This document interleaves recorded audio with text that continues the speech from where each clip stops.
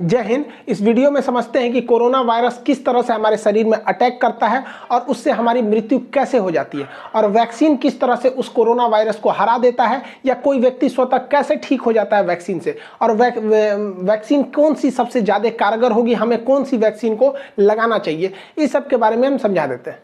जैसा आप सब जानते हैं कि कोरोना जो है कहीं ना कहीं संपर्क में आने से ही फैलता है किसी इन्फेक्टेड व्यक्ति से, जिसमें सबसे ज़्यादा महत्वपूर्ण होता है ये इसका जो ड्रॉपलेट्स होता है। ये सब आपको पता है, इसीलिए थोड़ा सा 1 मीटर दूरी जो कहा जाता है कि कम से कम गैप बना के रखना चाहिए। देखिए, कोरोना जो वायरस है ना, इसके बाहर 2 हिस्से होते हैं। एक इसका जो बाहर इस तरह से निकला हुआ है नुकीला भाग, इसे कहते हैं स्पाइक प्रोटीन। यही सबसे घातक है, स्पाइक प्रोटीन। अगर इसका जो स्पाइक प्रोटीन है, ये बाहर वाला, अगर इसको तोड़ दिया जाए, इसको टकला कर दिया जाए, तो किसी काम का नहीं, फिर कोरोना से कोई नहीं डरेगा, यही भाग जाएगा। और इसके अंदर एक होता है गुच्छा जैसा, ये इसे कहते हैं जेनेटिक मटेरियल। ये करता है, ये हमारी बॉडी में घुसने में मदद कर देता है, और ये जेनेटिक मटेरियल जो है ना, अपने जैसे नए संतान को उत्पन्न कर देता है। इसलिए अगर एक भी कोरोना वायरस आया तो इसके अंदर का ये जो जेनेटिक मटेरियल है, ये उसको 1 से कब 1 लाख बना देगा, कब 1 करोड़ बना देगा, कुछ नहीं पता। तो ये जनरेशन बढ़ाने के लिए होता है, ये स्पाइक प्रोटीन शरीर में एंट्री करने के लिए होता है। ये कोरोना वायरस जो होता है, इसका ये स्पाइक प्रोटीन जो होता है, ये केवल फेफड़े में ही टच कर सकता है, बाकी शरीर में कहीं से भी ये एंट्री शरीर के अंदर सेल में नहीं कर सकता है। फेफड़े के जो सेल होते हैं काफ़ी सेंसिटिव होते हैं, और सेल में भी जो सेल मेम्ब्रेन होता है, वहाँ से ये एंट्री नहीं कर सकता है। सेल मेम्ब्रेन कुछ खास चीज़ को ही अपने अंदर जाने देते हैं, जैसे प्रोटीन, विटामिन, इन सब को जाने देते हैं। बाकी जो नया कुछ चीज़ आएगा ना, जो बॉडी में बाहर से लिया जाता है, तो उसको जाने के लिए ये रिसेप्टर लगे होते हैं। कोरोना वायरस का ये स्पाइक प्रोटीन इसी रिसेप्टर पर चिपक जाता है, और इसी के माध्यम से अंदर चला जाता है, और अंदर जाके अपना जेनेटिक इन्फॉर्मेशन दे देता है। और ये फेफड़े में ही जाता है, क्योंकि फेफड़े के जो लंग्स के जो टिश्यूज होते हैं, जो उसके सेल होते हैं, वो काफ़ी सेंसिटिव होते हैं। अब देखिए, ये जो कोरोना वायरस है, ये फेफड़ा है, फेफड़ा का ये रिसेप्टर है, ये ससुरा पकड़ लेता है कोरोना को, कोरोना जाके इसी में चिपक जाता है, और यही इसको खींच के अंदर लेके चला जाता है। यही सबसे घातक हो जाता है। जैसे ये रिसेप्टर में चिपकता है, रिसेप्टर इसको खींच के अंदर ले जाता है, ये यहाँ से चिपका के अंदर लेके चला जाएगा। अंदर जाने के बाद इसका जेनेटिक मटेरियल जो है, आरएनए जो है, ये हमारे शरीर के अंदर जाके डीएनए से मैच करने लगता है, हम लोग के फेफड़ा के अंदर चला जाता है। और फेफड़ा के अंदर जाने के बाद, जैसे ये इसके रिसेप्टर पे टच हुआ इसका स्पाइक प्रोटीन, और ये इसको लेके अंदर गया, और अंदर जाने के बाद ये क्या करता है, हमारा न्यूक्लियस जो है, हमारे शरीर का जो न्यूक्लियस है, ये बहुत सीधा साधा है। इसको पता है कि स्पाइक प्रोटीन से जो भी ये रिसेप्टर से अंदर आ रहा है, वो ठीक ठाक आदमी है। तो इस ससुरा जो कोरोना है, इस सीधे जाके पूछता है न्यूक्लियस से कि फोटोकॉपी मशीन कहाँ है, कहाँ है वो फोटोकॉपी मशीन जिससे नए नए चीज़ों के बनते हैं। तो हमारे शरीर में फोटोकॉपी मशीन का काम करता है राइबोसोम। ये राइबोसोम धड़ाधड़ फोटोकॉपी करता है, किस चीज़ का, तो प्रोटीन का। तो हमारे शरीर में धड़ाधड़ प्रोटीन निर्माण करने का काम करता है यही राइबोसोम। अब देखिए, फोटोकॉपी मशीन की एक खराबी है, इस पर कौन सा पेपर रखे हैं, ये उसी का कॉपी करेगा, इसको नहीं पता कि कॉपी क्या हो रहा है। अब ये जो कोरोना वायरस है, इस रिसेप्टर के माध्यम से न्यूक्लियस में आ गया है, न्यूक्लियस इसको बता दिया कि राइबोसोम के पास चले जाए, वही फोटोकॉपी करता है। अब ये छोटा जो कोरोना वायरस है, ये क्या करेगा, इस फोटोकॉपी के पास जाएगा, और यहाँ जो प्रोटीन वाला पेपर रखा है उसको हटा के अपना जेनेटिक मटेरियल रख देगा जो इसके अंदर है, मतलब अपने खानदान का फोटोकॉपी कराने लगेगा। अब एक कोरोना वायरस अंदर गया था, लेकिन राइबोसोम की मदद से वो अपने हजारों कॉपी अंदर बनाने लगा, और फेफड़ा के अंदर धड़ाधड़ धड़ाधड़ धड़ाधड़ कोरोना वायरस बनने लगे सब। अब हमारा ही बॉडी उसको कोरोना वायरस बना रहा है। सोचिए, हमारा खुद का फेफड़ा, हमारा खुद का राइबोसोम जो कल तक प्रोटीन का फोटोकॉपी करता था, उसके स्कैनर से प्रोटीन हटा के आरएनए, ये कोरोना वाला ने अपना आरएनए रख दिया, उसी का फोटोकॉपी कर रहा है। तो इसको रेप्लिकेशन कहा जाता है। बहुत तेजी से बढ़ते हैं सब यहाँ पर। अब पूरे फेफड़े में ना ये कोरोना वायरस घूमने लगते हैं। तो हमारे शरीर का जो इम्यून सिस्टम है, कहते हैं ये कौन चीज़ है रे, ये कौन चीज़ आ गया यहाँ पर।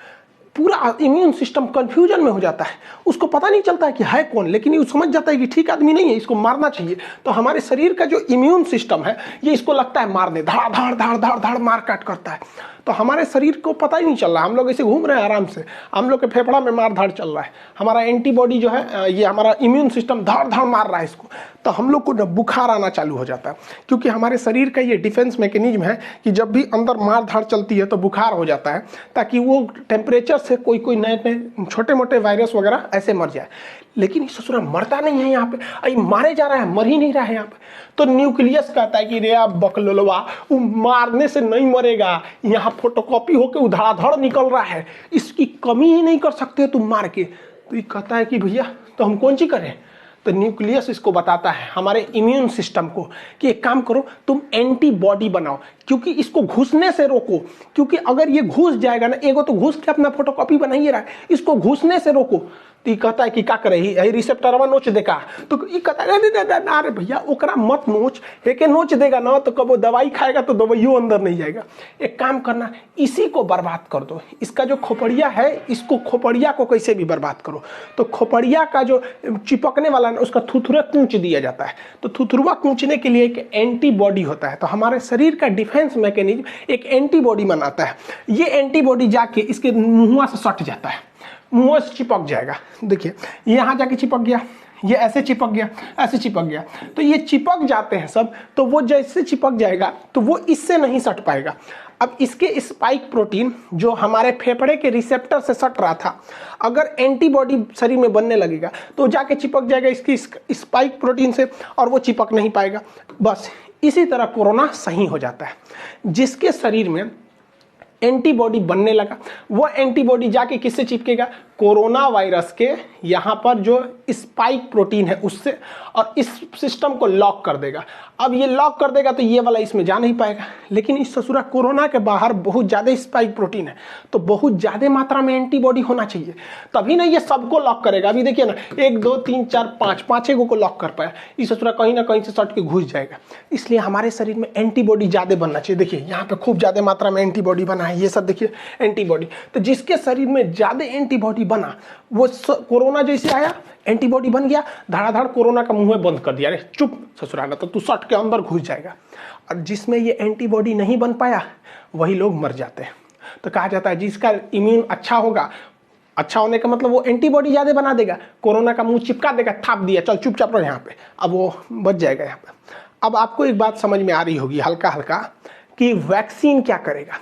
वैक्सीन कुछ नहीं करेगा, बल्कि वैक्सीन इसी एंटीबॉडी को बनाएगा ताकि यह एंटीबॉडी कोरोना के स्पाइक प्रोटीन पर जाके सट जाए और उसका मुंह बंद कर दे। अगर मुंह बंद हो गया तो कोरोना हमारे शरीर के रिसेप्टर से टच होके अंदर नहीं जा पाएगा, वो ऐसे ही ऊपर घूमते घूमते अपने से मर जाएगा। तो वैक्सीन का यही मेन काम हो गया कि वैक्सीन जैसे हमारे शरीर में लग जाता है तो इतना ज़्यादा हमारे शरीर में एंटीबॉडी बन जाता है कि ये एंटीबॉडी कोरोना को चारों ओर से घेर लेता है। कहता है कि आओ आप सट जाओ हमारे में, तो चारों ओर से ये एंटीबॉडी सट जाता है। जब एंटीबॉडी सट जाएगा तो कोरोना के जितने स्पाइक प्रोटीन है उसका मुंह बंद हो जाएगा, हमारे शरीर में एंट्री नहीं मार पाएगा, दूसरा कोई काम नहीं है। जैसे देखिए ये एक ह्यूमन सेल है, अब इसमें क्या है, कोरोना वायरस का स्पाइक प्रोटीन फंस गया है, लेकिन जब उसमें न्यूट्रलाइज किया गया एंटीबॉडी देकर तो ये एंटीबॉडी जाके इससे सट गया है, ये एंटीबॉडी सट गया। अब ये इससे डायरेक्ट टच में नहीं आ सकता है, तो हमें कोरोना नहीं होगा। यही काम होता है हमारे वैक्सीन का। अब इसमें इतना टाइम क्यों लग गया, तो देखिए वैक्सीन बनाने में सबसे बड़ा था कि इसके अंदर का जेनेटिक मटेरियल जो फोटोकॉपी कर रहा था वो क्या है पता करने के लिए। तो बाद में पता चला कि वो आरएनए है। देखिए हमारे शरीर में डीएनए होता है, डाईऑक्सीराइबोज न्यूक्लिक। डीएनए जो होता है वो 2 धागा का बना होता है यहाँ पर देखिए, और आरएनए जो होता है वो केवल सिंगल हेलिक्स होता है, सिंगल धागा का बना होता है आरएनए। तो जितने वायरस होते हैं वो आरएनए होते हैं, ज्यादातर वायरस आरएनए। अब आरएनए को बनने में ज्यादा टाइम नहीं लगता है, खटाखट आरएनए बनता है, जबकि डीएनए बनने में टाइम लगता है। तो वायरस जो है बड़ा जल्दी जल्दी बनने लगते हैं सब यहाँ पे। तो वैज्ञानिकों ने इसी आरएनए को पकड़ के निकाला, इसलिए जितना वैक्सीन है सब वैक्सीन को आरएनए वैक्सीन, एमआरएनए वैक्सीन कहा जाता है।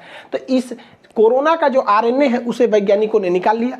अब देखिए हम लोग में तो डीएनए पाया जाता है, तो डीएनए नहीं है, देखिए डीएनए आरएनए में अंतर नहीं। एक उखाड़ दीजिए इसका तो क्या बन जाता है, आरएनए बन जाता है। तो डीएनए से आरएनए बनाया जा सकता है, उखाड़ के नोच लीजिए बस क्या बन जाएगा, आरएनए बन जाएगा। तो वैज्ञानिकों को कोरोना वायरस का आरएनए मिल गया। तो कोरोना कैसा वायरस है, एक आरएनए वायरस है, बस हमको ये मिल गया।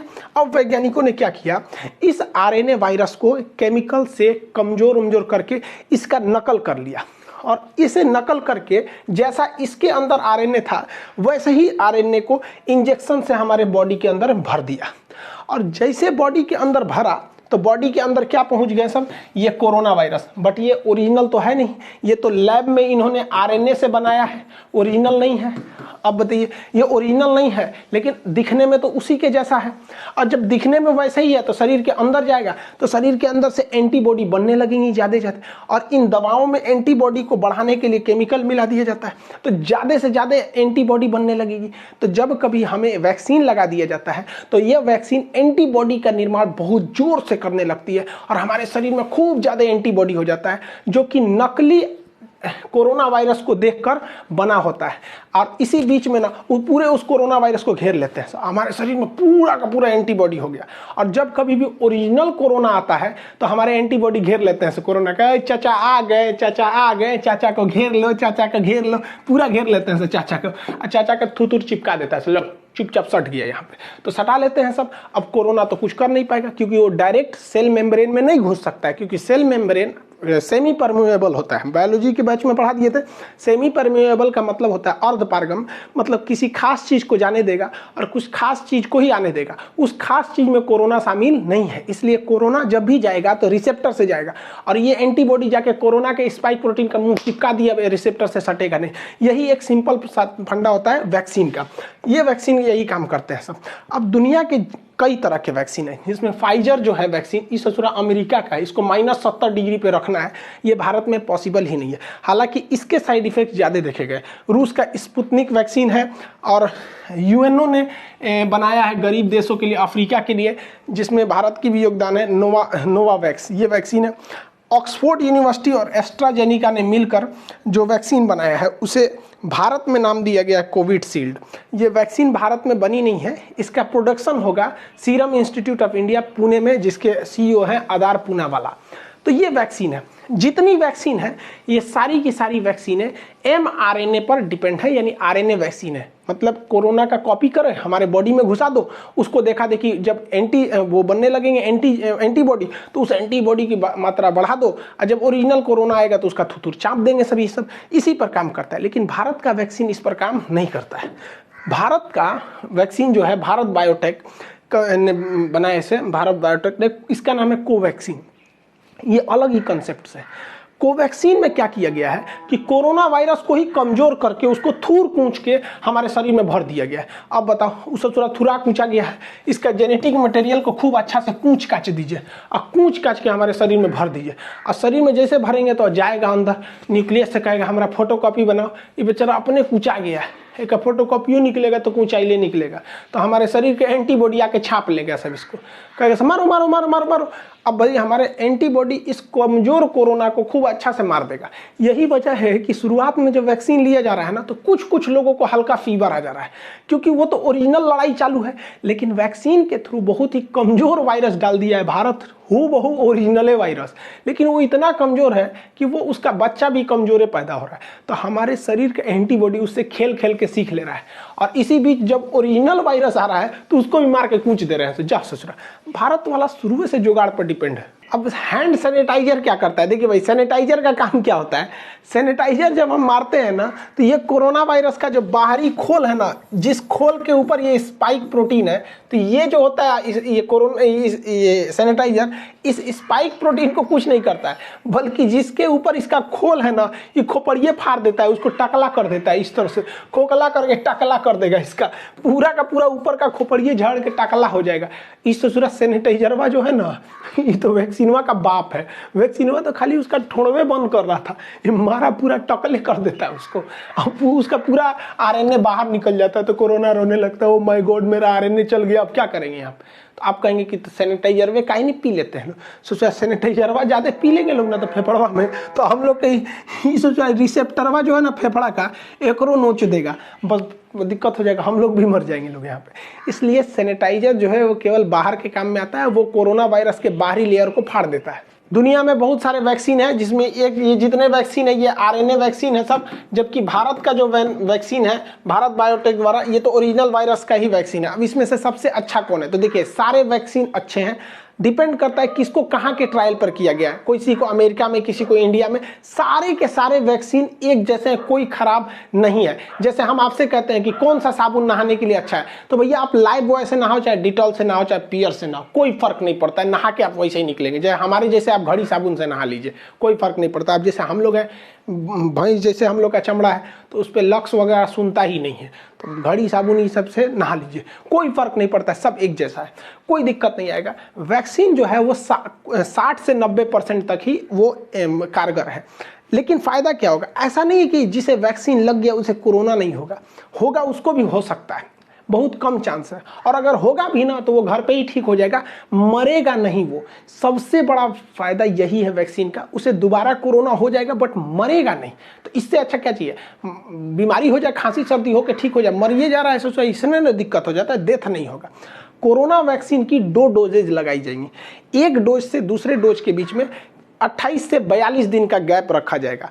एक डोज मान के चलिए आप 1 तारीख को ले लिए, तो फिर 28 से 40 दिन के बीच में कभी भी एक डोज ले लीजिए, ताकि आपके बॉडी में 2 बार कोरोना वायरस को इंजेक्ट कराया जा सके वैक्सीन के माध्यम से, जिससे कि आपकी एंटीबॉडी रेडी हो सके, लड़ने के लिए तैयार रह सके। अब देखिए, एक रिसर्च करना ये है कि ऐसा माना जा रहा है कि अगर किसी व्यक्ति को पहला डोज अगर फाइजर का लगा दिया जाए और दूसरा डोज कोविशील्ड का लगा दिया जाए तो ये ज़्यादा असरदार होगा। लेकिन अभी क्या हो रहा है कि पहला डोज जिस वैक्सीन का है, दूसरा डोज भी उसी का है। लेकिन ऐसा वैज्ञानिकों का कहना है कि अलग अलग डोज दिया जाए। अब चूंकि भारत में 2 ही वैक्सीन है, एक कोविशील्ड है, एक कोवैक्सीन है, तो भारत सरकार को भी इस पर रिसर्च करना चाहिए कि पहला डोज देना चाहिए कोविशील्ड का, दूसरा कोवैक्सीन का ही दे दीजिए, ताकि ज़्यादा सूटेबल रहे, दोनों तरह से हम लोग उसमें वायरस से लड़ सके। यहाँ पर एक्सचेंज कर देना चाहिए। अब इसके साइड इफेक्ट को लेकर कुछ डर रहे हैं। देखिए, इसका कोई साइड इफेक्ट नहीं है, 99% लोगों को कोई साइड इफेक्ट नहीं है। कुछ लोगों को हो रहा है हल्का बुखार, तो आपको बता ही दिए, क्योंकि जैसे वैक्सीन जाएगा मारधाड़ चालू होगा, हल्का बुखार होगा, पैरासीटामोल खा लीजिए, नॉर्मल 1 रुपये का कम्बिफ्लान या फिर काल्पोल वगैरह कुछ भी खा लीजिए, नॉर्मल सही हो जाएंगे यहाँ पर। इससे ज़्यादा कुछ नहीं होगा। थोड़ा बहुत आपको, कुछ लोग को सर दर्द की शिकायत मिली गई है, करोड़ों में 1-2 ठोको। अरे यार, तो जो सर दर्द और बुखार नहीं झेल सकता है ससुरा, तो नहीं तो तू जी कह रहा है ससुरा, ओकरा से डर रहा है। यहाँ पे कोरोना से नहीं डर रहा है, डर रहा है कि वैक्सीन लगाएंगे तो बुखार हो। अब कुछ लोग का इसी में अफवाह उड़ा दिया कि वैक्सीन लगाने से मर जाएगा। भाई देखो, किसी को कोरोना वायरस हो गया है, अब वो आज ही इन्फेक्टेड हुआ है, तो उसको लक्षण तो आज नहीं दिखेगा, और आज ही अगर जाके वो वैक्सीन लगा ले और 1 हफ्ता बाद, वैक्सीन तुरंत तो काम नहीं करेगा एक ही डोज पे, और 1 हफ्ता बाद वो कोरोना से मर जाएगा, तो लोग उसे ये नहीं कहेंगे कि कोरोना से मरा है, लोग अफवाह उड़ा देंगे, सोच रहा है कि वो वैक्सीने से मरा है। ऐसा कोई नहीं है। 1-2 साक्ष्य हैं, तो अब बताओ ना, 8 करोड़ लोग को वैक्सीन लगा है, उसमें 50-60 लोग की डेथ हो गई, तो इससे ज़्यादा खतरा तो हम लोग को सड़क पर चलने पर रहता है, वहाँ एक्सीडेंट की संभावना ज़्यादा है। तो वैक्सीन से कोई खतरा नहीं। आप अपने उम्र के दायरे में आइए, वैक्सीन लगाइए। अप्रैल के महीने में जिनका उम्र 45 से ऊपर है उन्हें ही लग रहा है। लेकिन मोदी जी ने इजराइल को मॉडल को देखते हुए, हम एक पिछले वीडियो में बताए थे ब्रिटेन का मॉडल और इजराइल का मॉडल में, मतलब ब्रिटेन में भी वैक्सीनेशन से ही जीता था। तो इजराइल ने क्या किया, अपने पूरे पॉपुलेशन को, केवल बच्चों को छोड़ के सबको वैक्सीन लगा दिया, और वो दुनिया का पहला देश हो गया जो कोरोना मुक्त हो गया है। तो इसी को देखते हुए 1 मई से जिनकी उम्र 18 साल से ज़्यादा है वो सब कोरोना की वैक्सीन लगा सकते हैं। हाथ जोड़ते हैं भैया, सब लोग लगवा लो, क्योंकि ये जो नया वैक्सीन वायरस आया है, ये नए युवाओं को ज़्यादा इफेक्ट कर रहा है। अफवाहों पे मत जाइएगा। कुछ लोग का अफवाह ये है कि सरकार ना क्या कर रही है, गरीबों को मारने के लिए वैक्सीन दे रही है। अरे यार, तो कौन नशा करके रहता है, सब ये सब है नहीं। एक हमसे कह रहा है कि सरकार ये वैक्सीन लगाएंगे तो हमारा किडनी खराब हो जाएगा, कोई कह रहा है नपुंसक हो जाएंगे, कोनो कह रहा है 2 साल बाद मर जाएंगे। अरे यार, ऐसे लोग को पता नहीं कैसे सरकार झेलती है। ऐसे लोग को, सचरों को जेल में डाल देना चाहिए अफवाह फैलाने वालों को। कोई भी वैक्सीन से कोई दिक्कत नहीं होता है। मेरे पापा वैक्सीन लगाए, उनको शुगर है, उन्हें कोई प्रॉब्लम नहीं हुआ। मम्मी को इतना लोगों ने डरा दिया था, उनके रिलेटिव लोग इतना डरा दिए थे कि मम्मी कांप रही थी, ना बाबू हम वैक्सीन नहीं लगवाएंगे। हम कहे चलिए चुपचाप वैक्सीन लगाई। मम्मी को वैक्सीन लगे हुए आज 10-12 दिन हो गए, कोई दिक्कत नहीं है। अब वो सबको समझाती है, नहीं नहीं लगा लो। और जो लोग मेरी मम्मी को डराते थे ना, अब मेरी मम्मी को देख के बाकी सब लोग लगा लिए यहाँ पे। तो आप लोग भी जागरूक होइए। ऐसे लोग जो हैं, जो जिंदगी में कुछ नहीं कर सके, वैक्सीन कहते हैं वैक्सीन मत लो। अजीब हाल है ससुरा सब यहाँ पे। एक मौलाना साहब हमसे आके कह रहे थे कि वैक्सीन सब गलत है यहाँ पे। हम कहा हाँ, आप वैक्सीन मत लीजिए, आप शिलाजीत लीजिए, आपके लायक यही है। आई होप आप वैक्सीनेशन और इसके कैसे काम करता है इसको समझे होंगे। नेक्स्ट वीडियो में हम आपको CT वैल्यू समझा देंगे और पल्स ऑक्सीमीटर वगैरह ये सारी चीज़ों को RT-PCR चेक कैसे होता है इसके बारे में बता देंगे। मिलेंगे नेक्स्ट क्लास में। जय हिंद।